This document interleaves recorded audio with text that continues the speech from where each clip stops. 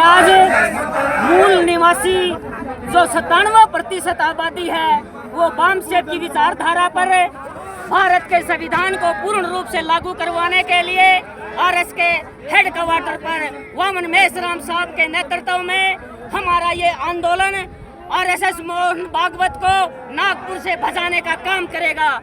हम आरएसएस की विचारधारा को निश्चय नाबूद कर देंगे, क्योंकि भारत देश हमारा है। राखी गढ़ी का जो डीएनए है वो भारत देश के सभी जाति धर्म संप्रदाय का एक है। यहाँ की महिलाएं, पिछड़ा वर्ग, SC, ST, Lingayat, Buddhist, Sikh, ईसाई, क्रिश्चियन, जो भी मूल निवासी है इस देश की जनसंख्या उसकी 97% है। जो मनुवादी व्यवस्था है वो 3% लोग हैं, जिनको आर्य ब्राह्मण लोग कहते हैं। उन ब्राह्मण लोगों ने, आर्य लोगों ने हमारे संविधान को न मानते हुए सन 1950 से लेकर आज तक सत्ता पर काबिज है, और इस संविधान को कमजोर करने के लिए कांग्रेस के द्वारा और बीजेपी के द्वारा ईवीएम की जो देवी भारत देश के अंदर लाई गई।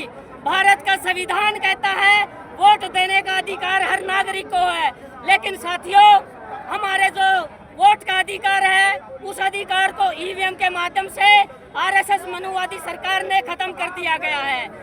आज देश गुलाम है, इसलिए भारत देश की आजादी के लिए, भारत देश की 97% जनता के लिए, हक अधिकार के लिए, समता, बंधुत्वता और न्याय के लिए और भारत संविधान को 100% लागू करवाने के लिए आज वामन मेश्राम साहब के नेतृत्व में हम मोहन भागवत की चड्डी उतारने का काम करेंगे। साथियों,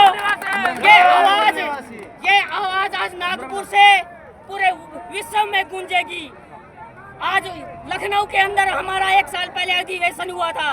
उस अधिवेशन में हमारा क्षत्रिय मूल निवासी समाज ने ये प्रण लिया था कि हम इस देश के भी मूल निवासी डीएनए भाई है, लेकिन कुछ समय से जो हिंदूवाद है, जो मनुवाद है, जो मनुस्मृति है, उसके बहकावे में आकर वो हमारे क्षत्रिय भाई कुछ विचारधारा आरएसएस की में काम करने लगे थे।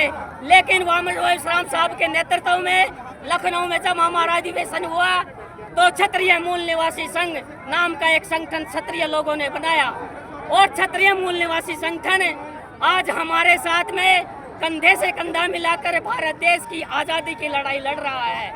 राखी गढ़ी का जो डीएनए था वो भारत देश के 97% लोगों का है। तो साथियों, ये जो क्रांति है ये हमारी राजनीतिक क्रांति नहीं है, ये हमारी क्रांति व्यवस्था परिवर्तन की क्रांति है। हम हर मजदूर, हर समाज का भला चाहते हैं, और वो समाज का भला तभी होगा जब भारत देश का निर्माण भारत के संविधान के अनुसार होगा।